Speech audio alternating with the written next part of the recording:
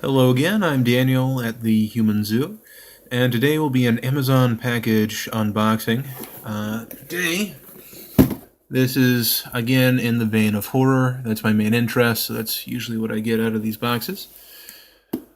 Not much to say. You can't say that much about Amazon boxes. They're sturdy, they're brown, they say Amazon. That's all you really need to hear.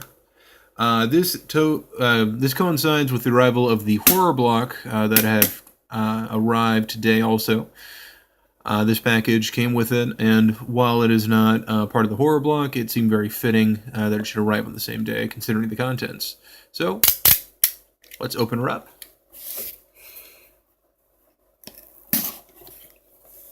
I really don't need that long of a blade right now to get this open, but something about it just makes it seem more cinematic. Even if it's a small screen like this, a fully extended blade just has more meaning to it than one that is not fully extended. I think it's kind of like that idea of cocking a shotgun in a movie before you fire it, even though that just expends its shell that was already empty. It just is more cinematic. Alright. Opening up the innards here. As you see, I have ordered some lovely bubble wrap. This is the chunky kind, unlike the normal bubble wrap that you'll receive that are the small, kind of pinchy kind.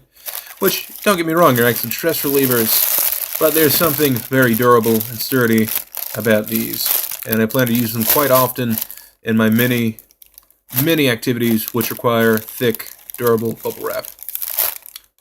Oh, hey, there's something else in here too.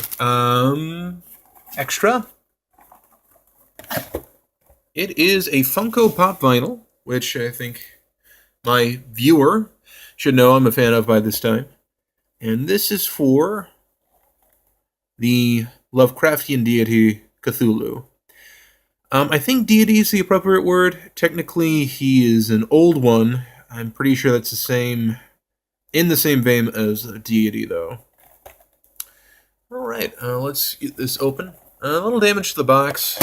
In that kind of packing, it's not too surprising, just because it's a bigger box for it to roll around in. And honestly, with that kind of packing material, it's going to move around a little bit more. You would think it'd be a bit more stationary in some ways, but because of the shape of this, these would actually allow it to slide it a little bit more than you would if it was wrapped in the regular kind of small pop bubble wrap. But not much to really say about the Funko Pop vinyl boxes. They're designed well. Unlike the one I had for Sam from Trick or Treat, this one is less stylized. It's more the regular white. You get some style on the actual back sheet here. Just because you have the skulls, you have the dreary background. Kind of calls to mind the story Dagon, or, of course, the actual Rising Cthulhu that is often depicted in artwork. And then we do have a description here. The monster lies dead, but dreaming, in the city of R'lyeh, a place of non-Euclidean madness, presently and mercifully sunken below the depths of the Pacific Ocean. Imprisoned beneath the sea, he waits to return. Collect the entire line of Funko Pop, books, super stylized vinyl figures. The writing of H.P. Lovecraft. Very interesting that he predicted Funko Pop vinyl in his writings of Cthulhu, but I mean, the full quote on here, so I can't really question him on that. Alright, now, I noticed in the box there's some questionability with the workmanship here, and I'll get to that in a moment.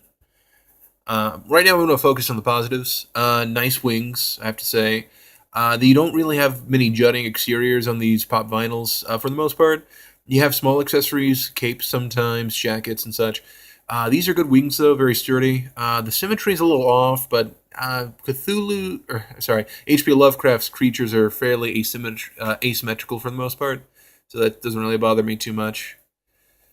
Body, good sculpt. Has kind of the hands from the creature from the Black Lagoon, kind of the flipper hands. I'm a little disappointed in the body, to be honest. He has kind of a V-shaped physique, and most depictions of Sea of Cthulhu, and the Cthulhu described in the story Call of Cthulhu, has more of an ape build, where it has a muscularity to it, but it still has more of a round stomach, like you would see on a gorilla or orangutan. Kind of harkens back to Guillermo del Toro's movie Pacific Rim, which I'm sure was influenced by Call of Cthulhu, considering the subject matter. But they had a monster there that had kind of an ape body, had kind of a rounder stomach, had a different head than what you would expect in Cthulhu, but he kind of had the right look, I think, as far as the body was concerned. No wings, but he wasn't the flying creature in that movie. My point of kind of question here are the eyes. Now, they had two versions of this figure available when I was shopping. One was this standard figure. Another had a red eye figured that glowed in the dark. The difference was about $3, and I didn't really like the red eyes because they were bulging red eyes, and they looked a little comical. A little too comical for my taste. And these have the half closed eyes, but if you look, you notice there is an edge here above the lid. I don't know if the camera will focus properly. Let me see. Maybe if I go to perspective here. I see Ashens do this on his channel, but yeah, the autofocus is not being kind. But yeah, you can kind of see it on here too. They started with the standard Funko black eyes, and they've painted them half closed. Yeah, you can kind of see it here. Which, it doesn't detract too much from the figure, especially if you're looking at it more of an upward angle rather than a front or down angle. Even the down angle, you don't really notice it. But that is kind of an error in workmanship, if you ask me. They probably could have handled that a different way, or considering this is a mask, I say mask as in you have the solid rubber or plastic vinyl, of course, the solid vinyl head here with the detailing, and then this is a plastic piece, or probably another vinyl piece, that's been affixed atop it. They probably could have designed it to cover the eyes in addition. That probably would have required some extra work, but it would have been nice, just because it would have better covered the black eyes that are just kind of painted over here. Overall, though, still nice figure.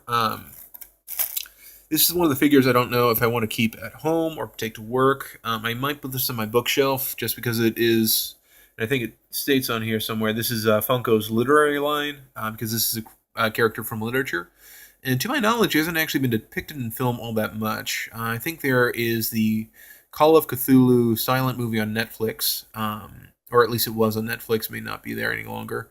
And there have been some animated depictions, but for the most part, I haven't seen him in much film. So, I mean, in literature, I think he would fit in fairly well on my bookshelf. But yeah, kind of get a full view of the character. Definitely recommend anything from the Funko line. They typically have very good workmanship. You may consider actually getting the one with the glow-in-the-dark body with the red eyes, just because I don't think you'll have the issue with the workmanship I'm seeing on the eyes here. And I think it's only about $3 more right now, so yeah, I think that'd be a good idea. Yeah, in fact, I might actually get an additional one myself. You can't have too many Cthulhus. I mean, obviously, you can have too many Cthulhus in real life. I mean, one is far more than enough in that situation. But, I mean, as far as vinyl figures are concerned, you can never have too many. Anyway, this is Daniel with the Human Zoo. Thank you for tuning in, and have a wonderful day.